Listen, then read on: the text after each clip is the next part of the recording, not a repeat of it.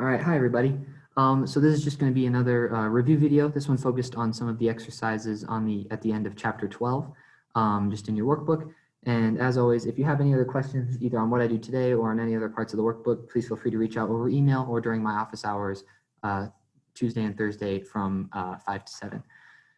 So we'll get started. The first one that we're going to look at is on page 85 in your workbook. It is exercise N, and we're instructed to describe Daniel, this guy. Oh, I didn't mean to do that. We're going to describe Daniel's family members based on their portraits.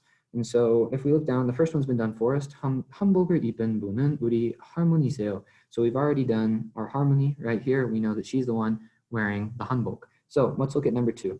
왼쪽에 blank 사람은 우리 형이에요. So we know we're talking about this guy, the hyung, and we can see that what is some distinguishing feature about him. We can see that he's holding a book, he's wearing a collared shirt, but I think the easiest thing to say about him is that he's wearing glasses.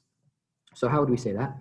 We would say 안경 for glasses, and then to use glasses, the verb is 쓰다 or 끼다. In this case, I'm going to use 쓰다, and to turn it into the form that would mean like the noun modifying form, we would say 쓴. So 안경을 쓴 사람은 우리 형이에요. Awesome. And then moving on to number 3, blank 사람은 우리 누나예요. So we're going to be talking about the nuna right here, and we can see what are some distinguishing features about the nuna is one, she's wearing a dress. That's really the only distinguishing feature about her. So let's write that. What's the word for dress? We already know that it's 치마. So we write 치마를, and then for to wear, when you're talking about a dress, the verb is 입다, but we're going to turn it into the noun modifying form. So we will say 입은. So 치마를 입은 사람은 우리 누나예요. Awesome. Moving on to number 4. blank 사람은 우리 동생이에요. So we know we're talking about his little sibling, 동생, which is specified right here. The kid is wearing a hat. He has a bat. And those are kind of the only distinguishing features about him. Of those two things, I think the fact that he's wearing a hat is the easier thing to talk about. So we could say, what's the word for hat? We already know that. It's 모자, 모자를, and then it's the same, we used 쓰다, same as for glasses. So we say, 모자를 쓴 사람은 우리 동생이에요. The kid wearing the hat's my little brother. All right, number 5, 가운데 blank 사람은 우리 아버지세요. So we're talking about our father, and we can see that he's also wearing glasses. He appears to be wearing a suit. And I'm just going to go with glasses again to describe him. And we know that the fact that it says 가운데 rules out the fact that it could be the older brother also wearing glasses. And so we're just going to again say 안경을 쓴 사람은 우리 아버지세요. And that's all we'll do for this one. All right, moving on to the next exercise. So for this one, we're given a bank of words, or a bank of words for A and B, and we're supposed to combine a word in A and a word in B using the also aso verb conjugation and make a sentence that makes sense. So let's start with, they've already given us one. They've done 집에 가다 and 자다 turned into 집에 가서 잤어요. I went to my house and slept. So for number 2, I'm going to pick 도서관에 가다 from bank number A. And then I'm going to pick, what would be a good one from bank B? Let's do 공부하다. So 도서관에 가서, we'll use the connecting form. I went to the library and 공부했어요, studied. Awesome.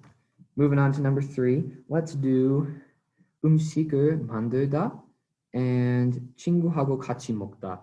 So if we were to connect those, we would say 음식을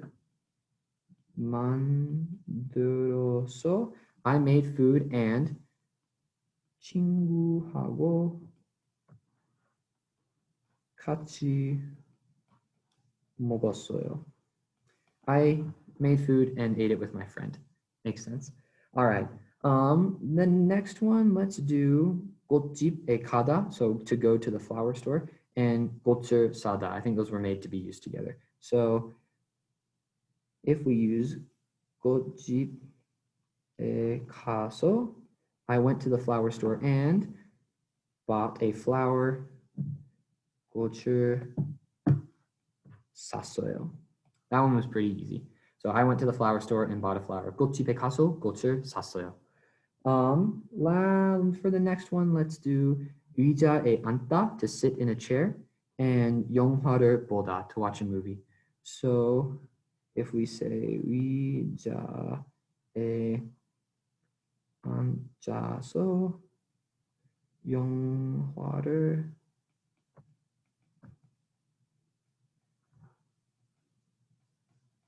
봤어요. That is not very good handwriting, but you guys know what I mean. 의자에 앉아서 영화를 봤어요. I sat down in a chair and watched a movie. For number 6, let's use 한국어를 배우다 and 한국에 가다. Yeah, that one works. So let's reverse the order on this. On this one, I'm going to use a B bank word first. So 한국에 가서, I went to Korea and 한국어를, oh shoot, wrote that wrong. 공부했어요. I went to Korea and studied Korean. So I think all those make sense. That is by no means, those are by no means the only word connections that you can make. This exercise, I think, is made to give you a little freedom to pick what words you want that go together. As long as your sentences make sense, they should work. So just think about like when you're writing them, just kind of when you're done, picture what the overall sentence is saying in your head and make sure it makes sense. And if it does, you should be fine. Moving on to B, our instructions are to translate the italicized clauses into Korean. So number 1, we're given the sentence, I grew up in the city I was born in. And the italicized part is the city I was born in, right? So we know that we're going to have to use a noun modifying phrase. So for the city I was born in, you could say, oh, that's too big. Let's not do that. Let's do, so you could say 제가. I don't think it's super necessary, but you could. 제가, and then what's the verb for to be born? We know it's 태어나다. 태어난, and it's past tense, the city I was born in. 태어난 도시 for city. And then they already say 에서 자랐어요. So 제가 태어난 도시, right? That's the part, the city I was born in. All right, next one is the friend I met in high school. So we know high school is 고등학교. We know friend is 친구, and we know the verb for to meet is 만나다. So let's put all of those together, and we can say 고등학교 때, during high school. 만난, since it's past tense, we're going to say 만난, not 만나는. 만난 친구는 린다예요. So the friend we met in high school is Linda. 고등학교 때 만난 친구는 린다예요. All right, the class I took last semester was very interesting. And the part we have to translate is the class I took last semester. So we know last semester is 지난 학기. And then we know 수업 is class. And we're going to have to modify it so it's the 수업, the class that you listened or that you took last semester. And when we're talking about taking classes, you use the verb for to listen, 듣다. But when you conjugate 듣다, the digit on the bottom turns into a real. So you're going to say 들은 수업. So 지난 학기에, oh shoot, I should have put A, my bad. 지난 학기에 들은 수업은 아주 재밌었어요. Awesome. And then number 4, the school I attended in New York is very small. So you could say, we know New York is just New York. New York에서, oh shoot. So, and then you could say 제가, it's not super necessary. 제가, and then we know the verb for to attend is 다니다. So 다닌, because it's past tense, I attended in New York. 다닌 학교는 아주 작아요. It's very small. All right, awesome. Number 5, the friend who got married last week is Matthew. 지난주에, this one's pretty easy, right? The friend who got married last week. So we know the verb for to get married is to 결혼하다, and then friend is just 친구. So since it already says 지난주에, so it already said last week, we just say 결혼한, because it's past tense, 한, not 하는. 하는 would be marrying or like a present tense. 결혼한 친구는 매튜예요. All right, and then number 6, I like the pants I bought yesterday. So 어제, they already said yesterday, so we just have to translate the pants I bought. 어제 제가, for me, And then the verb for to buy is 사다. And then pants we know are 바지. So 어제 제가 산 바지를 좋아해요. Awesome. All right, moving on to E. So for E, we're asked to read this passage and then answer the questions with the relevant information that we find. I'm not going to read the whole passage because I think both you and I would find that boring, but I'm going to highlight the portions of the passage that correspond to the answers for each question, and then we'll go through how to answer the question. So question number 2, because they already did question number 1 for us, asks, 부모님은 주말에 보통 무엇을 하십니까? So what do the parents do during the weekend? And we know from, give me a second just to find where I put it. Oh yeah, here it is. We know right here it says 아버지와 어머니는 운동을 좋아하셔서 보통 주말에 같이 테니스를 치십니다. So we know that sentence is saying that the parents they like athletics, so during the weekend often they will play tennis together. So how would we write that in a sentence? We could say 같이, so together, 테니스를 치심. We're going to use honorific because it's talking about parents. 치십니다. Awesome. All right, number 3.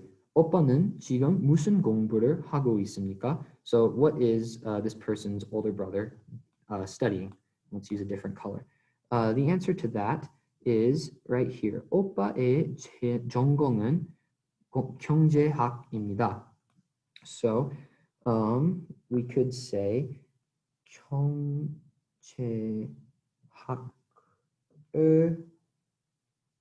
공부하고, we're going to use the present progressive form. So instead of, you could just say 해요, but because he's continually studying it, you could also say 하고 있다. 하고 있어요. So my brother is studying economics, I believe is what 경제학 is. All right. Moving on to number 4. 부모님께서는 무슨 일을 하십니까? What work do her parents do? So we can find that up here. Where does it say it? It was right here. Here it is. 아버지는 은행에서 일하시고 어머니는 고등학교에서 생물과학을 가르치십니다. So we know that the father 은행에서 일하시고 works in a bank, and the mother 고등학교에서 생물학을 가르칩니다. She teaches biology in a high school. So this one is going to take a little bit longer to write out, but you could just say 아버지는 은행에서, yeah, and we're going to honorify, or we're going to use an honorific because it's talking about their parents. 일하시고 어머니는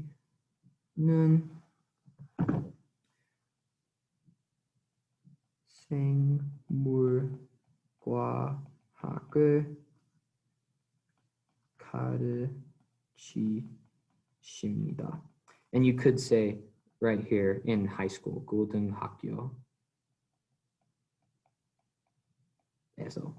if you wanted to. All right, moving on to number 5. 린다의 가족은 모두 몇 명입니까? How many people are in Linda's family? So let's see how many people are in Linda's family. Right here it says 그리고 저 모두 5명입니다. So we know that it's 5 people in her family. So we say 5명입니다. 5 people total. All right, number 6. 린다 가족들은 할아버지 생신에 뭐 했습니까? What did they do during her grandpa's birthday? So let's go up here and find out. They 연세가, and then 그래서 가족들과, oh yeah, right here. 그래서 가족들과 저녁을 먹고 가족 사진을 찍었습니다.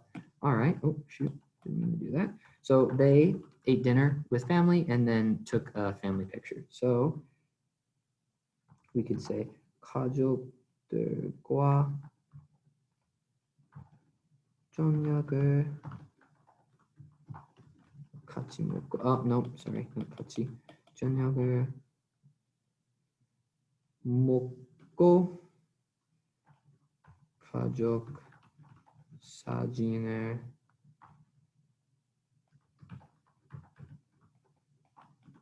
찍었습니다. They took a family picture. Awesome. Last question. 할아버지는 생신에 무슨 옷을 입고 사진을 찍으셨습니다. 십니까?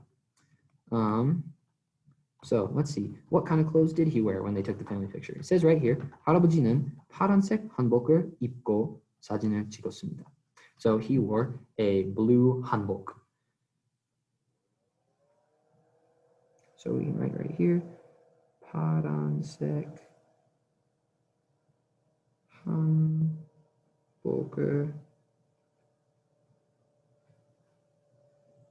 입고 사진을 and remember we're using an honorific because he's our grandfather. 찍으셨습니다. Perfect. All right. Last thing we're going to go over today is F. So based on the image below, pretend you are Michael. Introduce your family with a brief description of each member. So we're going to assume that this is Michael right here with the large hair. And then we're going to describe each member of his family based on their appearance, based using what we've learned. So I won't go through everybody with you. I'll just give you some ideas of what you could use. So let's see. Right here, we have who I'm assuming is his harmony, right? So we know, because right here, during the intro, he says, 제 이름은 마이클입니다. 저는 대학교에서 한국 역사를 전공합니다. I'm studying Korean history in college. 다음 학기에 졸업합니다. I'm graduating next semester. 가운데 한복을, so let's finish this sentence. 가운데 한복을, who could he be talking about? Just this person wearing a 한복. 한복을 입은 분이 저희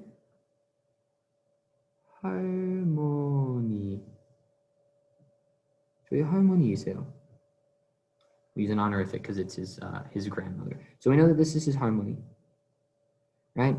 Let's assume that this is his 아버지. This is his 형. This is his 누나. Oh, I'm sorry. That's his mom, not his older sister. This is his 어머니. This is his 누나. And then this is his 동생. So if we're making a paragraph where we're introducing these people, right? What could we say about who they are, right? This guy, obviously, the 형, he's wearing, Mary, let's do this in a different color. What could we write about? We could, let's do pink. He's wearing 안경. Oh, gosh, I'm all over the place with my colors. Okay, here we go.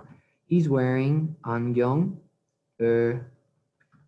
쓰다, right? The verb for 안경, to wear glasses, is 쓰다. So you could say 안경을 쓴 사람은 우리 형이에요. Something like that.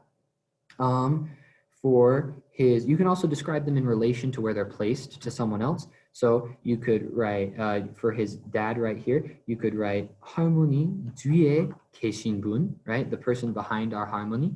Or you could say 형 왼쪽에 계신 분, the person to the left of our 형 is our father, right? You could also talk about the fact that he's wearing a suit. He's the only one in the picture wearing a suit. Then as far as his mother goes, you could once again talk about her in relation to someone else. So you could say she is the 할머니 뒤에 계신 분, the person behind the grandmother. You could also say she has, she doesn't have super long hair. So maybe if you're talking about hair, you could talk about his 누나 right here. You could say 머리 기다, right? Or 긴 머리 means long hair. And then for his 동생 right here, he's 모자 쓴 사람. You wouldn't honorify him because he's his younger brother, so you wouldn't use honorifics. You could just say 머리 or 모자 쓴 사람. And then this is Michael, so obviously you're not going to describe him. He already described himself up here. And then for 누나, yeah, we've already talked about her. You could say 긴 머리, or 머리. You could say she has long hair. What else could you say about her? That's really her only defining characteristic. You could also describe her in relation to other people. She's the 동생 뒤에 있는 분, or 어머니 옆에 계신 분, 있는 분, sorry. Or I guess she's his 누나, so you could do honorifics if you needed to. But I don't know, actually, I think you're good on honorifics. But yeah, so that's all the exercises we're going to go over today. If you guys have any questions about what we went over or any other exercises in the workbook, please feel free to email me or come in during office hours. and good luck on your test.